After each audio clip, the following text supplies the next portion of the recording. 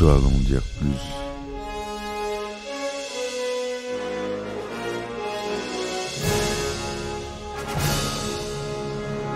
Eh ben attendez, on est en France. Allez, cul sec. Hop.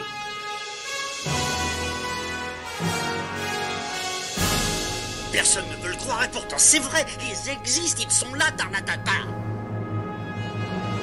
Le glow.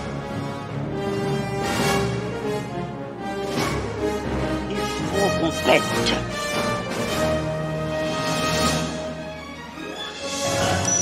Voyons, le circuit branché, correcteur temporel temporisé.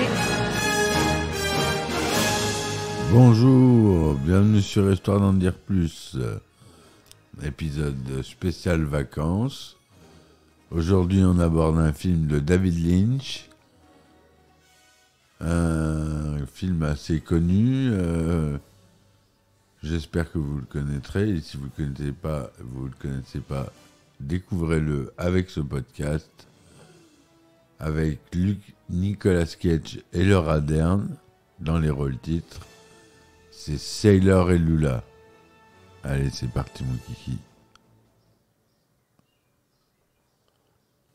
Alors, Sailor et Lula, ou le titre original Wild at Heart, c'est un film américain réalisé par David Lynch, sorti en 1990, et récompensé la même année par la Palme d'Or au Festival de Cannes, ce qui est la plus belle récompense en France. Le synopsis très rapide. Sailor, Nicolas Cage et Lula, Laura Dern, s'aiment d'un amour fou, total et absolu. Ils doivent échapper à la mère psychopathe de la jeune femme, Marietta, jouée par Diane Ladd, qui s'oppose à cette liaison. Au cours de leur cavale pour échapper à Marietta et à son amant, l'inquiétant gangster Santos, J. Freeman, ils croiseront de nombreux personnages étranges, voire inquiétants, parmi lesquels le déjanté Bobby Peru, joué par William Dafoe, et sa maîtresse Perdita Durango, jouée par Isabella Rossellini, la célèbre, par un enchaînement d'effets meurtriers, sensuels et terrifiants, s'ouvrent les portes d'un univers noir et hypnotique, porteur d'effroyables secrets. Alors, le scénario est de David Lynch, d'après l'adaptation d'un roman de Barry Gifford. Comme c'est souvent le cas avec les films de David Lynch, c'est lui qui les écrit. Bon, les acteurs principaux, je vous ai cités. La société de production, c'est Propaganda Film. Le film dure 124 minutes. C'est à la fois une comédie dramatique, un film policier, un thriller, un film d'amour. Et il est sorti, on l'a dit, en 90. Le résumé détaillé.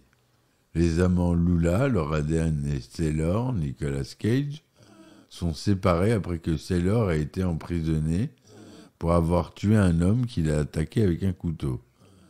L'agresseur, Bobby Ray Lemon, qui est joué par Greg Dandridge, a été embauché par la mère de Lula, Marietta Fortune, qui est jouée par Diane Ladd, on l'a dit. À la libération de Sailor, Lula vient le chercher à l'extérieur de la prison, où elle lui tend sa veste en peau de serpent. Ils se rendent dans un hôtel où elle a réservé une chambre et font l'amour et vont voir le groupe de speed metal Power Mad. Au club, Sailor se bat avec un homme qui flirte avec Lula, puis dirige le groupe dans une interprétation de la chanson d'Elvis, Love Me Tender, Love Me Free, you know. Bref, vous connaissez cette chanson.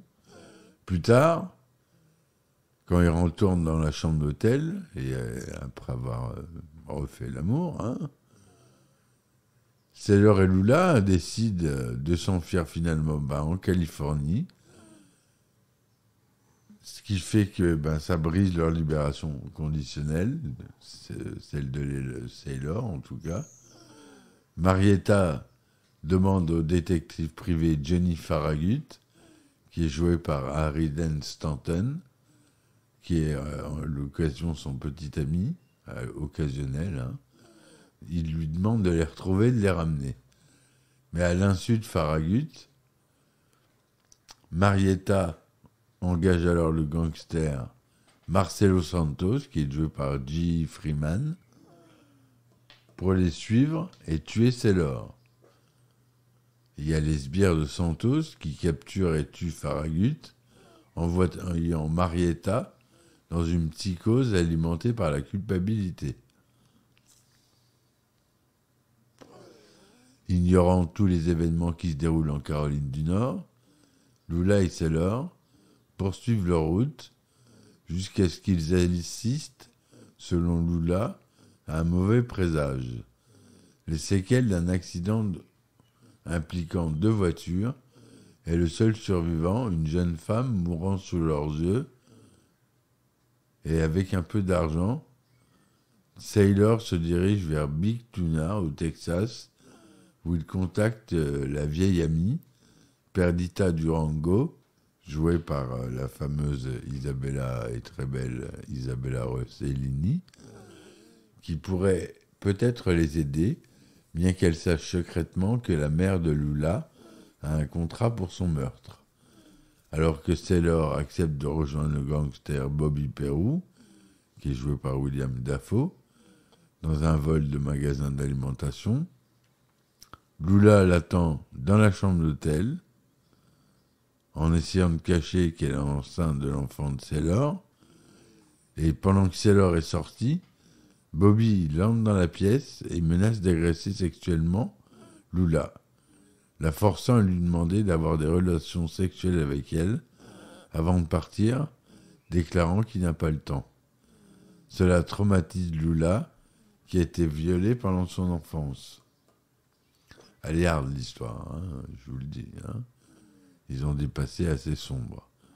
Le vol tourne mal lorsque Bobby tire inutilement sur les 2 commis. Bobby admet alors à Sailor qu'il a été engagé pour le tuer, et Sailor se rend compte qu'il a reçu un pistolet avec des munitions factices. Chassant Sailor hors du magasin, Bobby est sur le point de le tuer lorsque l'adjoint du shérif lui tire dessus. Et Bobby s'explose la tête avec son propre fusil de chasse en tombant. Sailor est arrêté et condamné à 6 ans de prison. Pendant que Sailor est en prison, Lula a leur enfant. À la libération de Sailor, Lula décide de se réunir avec lui. Rejetant les objections de sa mère au téléphone, elle jette de l'eau sur la photo de sa mère et va chercher Sailor avec leur fils. Quand il rencontre Sailor, il révèle qu'il les quittera tous les deux, ayant décidé en prison qu'il n'était pas assez bien pour eux. Alors qu'il marche à une courte distance, Sailor rencontre un gang qui l'entoure. Il les insulte et les assomme rapidement. Alors qu'il est inconscient, il a une vision sous la forme de Glinda la bonne sorcière qui lui dit « Ne te détourne pas de l'amour, Sailor ». Quand il se réveille, Sailor s'excuse auprès des hommes, leur dit qu'il se rend compte de l'erreur de ses manières, puis court après Lula. La photographie de Marietta, dans la maison de Lula, grésille et disparaît. Comme il y a un embouteillage sur la route, Sailor commence à courir sur les toits et les capots pour rejoindre Lula et leur enfant dans la voiture. Sailor chante « Love me tender, love me too » à Lula, ayant dit plutôt qu'il ne chanterait cette chanson qu'à sa femme. Voilà comment se termine le film. C'est une sacrée histoire, le scénario il est béton. C'est d'après l'œuvre de Barry Gifford, qui, je ne sais pas si elle a le même nom, Wild at Heart, ou pas, j'ai pas trouvé ça, mais je pense que le roman est éponyme.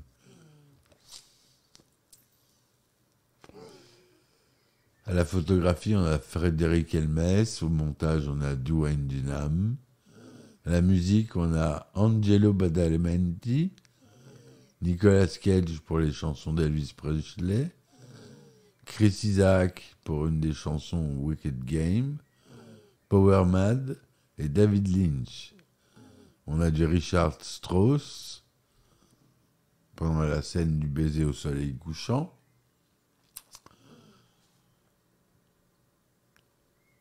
Le film a un budget de 9,5 millions de dollars. En France, il fera 935 000 entrées. Il a été tourné en couleur 35 mm, 2/35e son Dolby SR. Il est sorti en première au Festival de Cannes en mai 1990, puis aux États-Unis le 17 août 1990 et le 24 septembre 1990 en France. Le film est interdit aux moins de 12 ans lors de sa sortie en salle en France. Aux États-Unis, je pense qu'il était classé R. Nicolas Cage y joue Sailor Ripley, Laura Dern, Lula Pace Fortune, Diane Ladd, Marietta Page Fortune, William Dafoe, Bobby Peru, Isabella Rossellini, Perdita Durango, Harry Dean Stanton, Johnny Farragut, G. Freeman, Marcello Santos, Grace Zabriskie, Juana la folle Durango, William Morgan Shepard, Mr. Reindeer. Voilà pour ce qui est des acteurs assez connus. Le film a été tourné au Texas, en Californie, en Louisiane, à Los Angeles, à Pasadena. Sur Rotten Tomatoes, le film récolte que 65% d'opinions favorables pour 48 critiques, et Metacritic lui donne 52% pour 18 critiques. Allociné lui donne une note de 4 sur 5, selon un seul titre de presse. Sorti aux États-Unis quelques mois après son sacre au Festival de Cannes 98, Sailor et Lula fait un démarrage médiocre pour son premier week-end en salle, puisqu'il se place à la 10e place du box-office, avec 2 913 000 $ engrangés pour une combinaison moyenne de 532 salles à diffuser le film, soit une moyenne de 5 477 $ par salle. Le film étant seulement sorti dans un nombre de salles limité, le week-end suivant, il fait une baisse de 42,3%, avec seulement 1 681 000 $ de recettes, pour un cumul de 6 millions, avec une 13e place et une perte de 16 salles pour une moyenne de 3 258 $.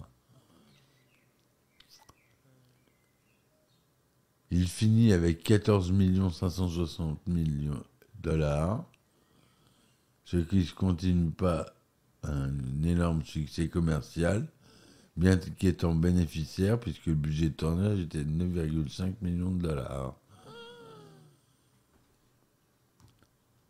Voilà. Ensuite, la production.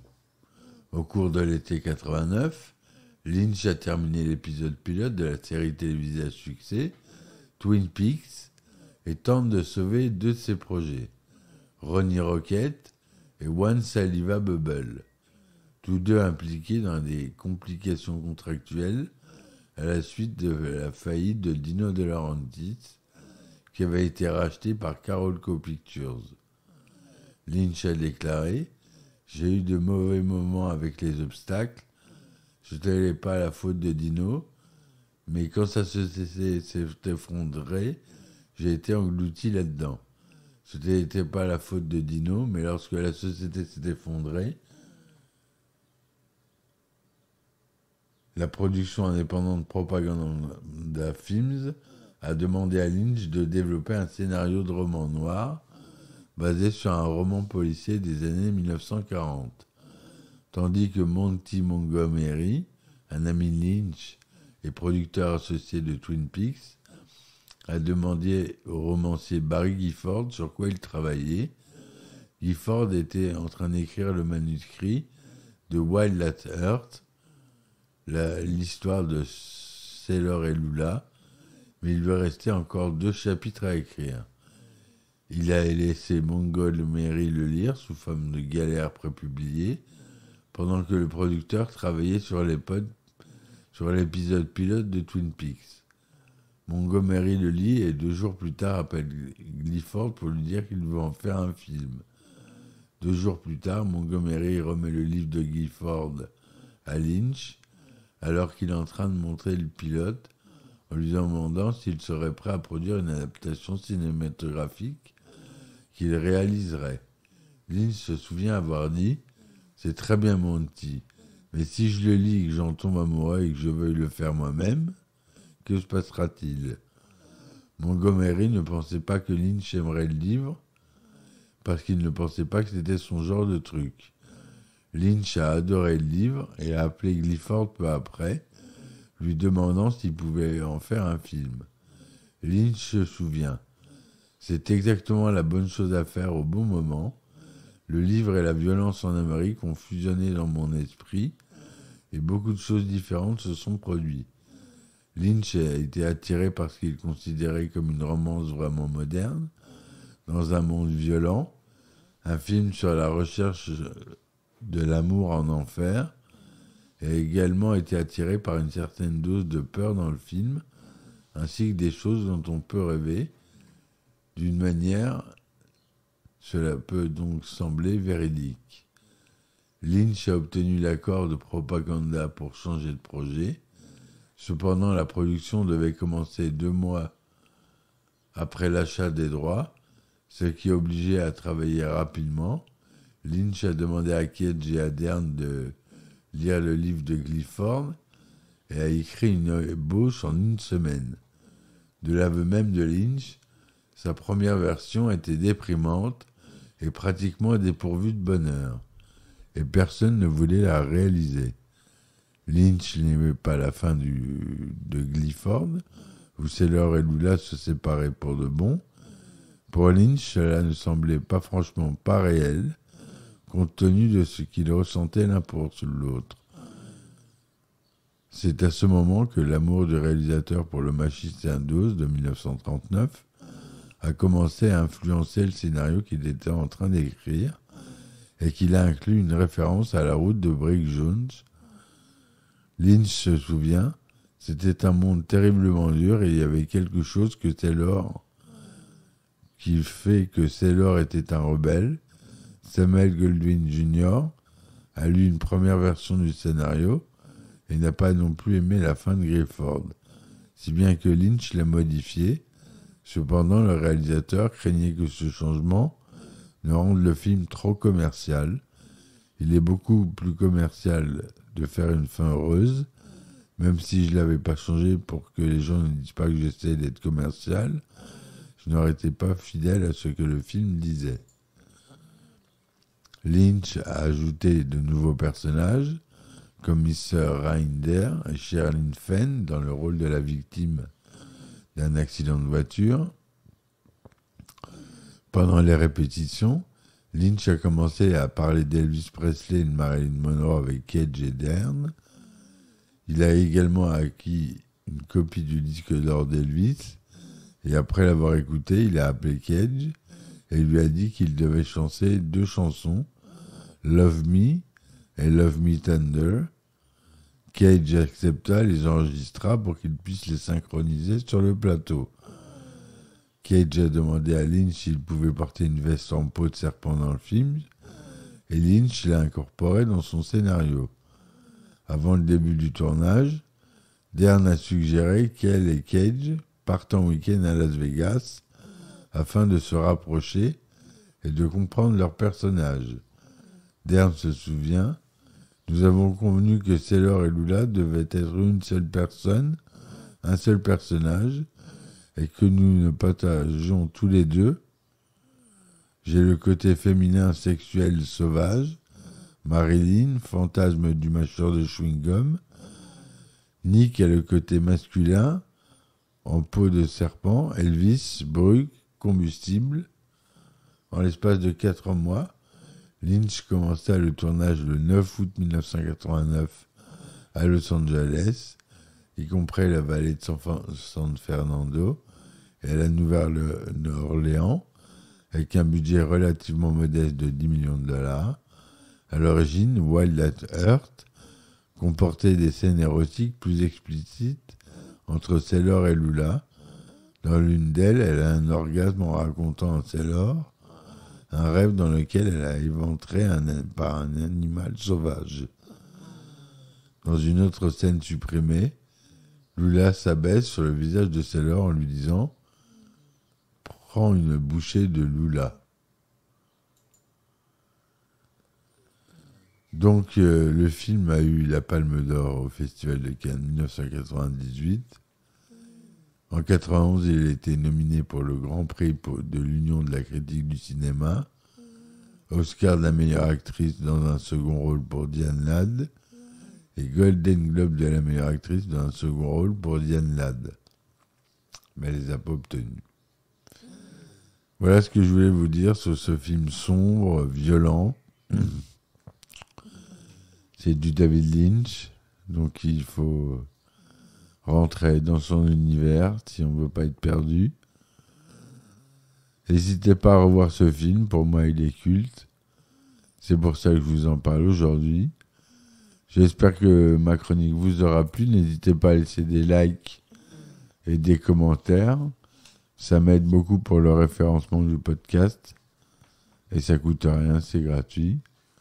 Si vous voulez me supporter, vous pouvez aller sur les plateformes Ulule et Tipeee et Patreon que je mets en description. N'hésitez pas, je vous remercie encore. Je vous dis à très vite pour une nouvelle chronique et ciao ciao. Histoire d'en dire plus.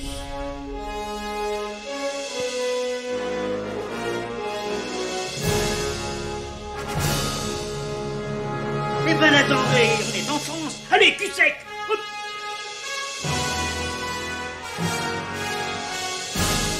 Personne ne peut le croire et pourtant c'est vrai, ils existent, ils sont là, Tarnatata. Glow. Il faut qu'on pète.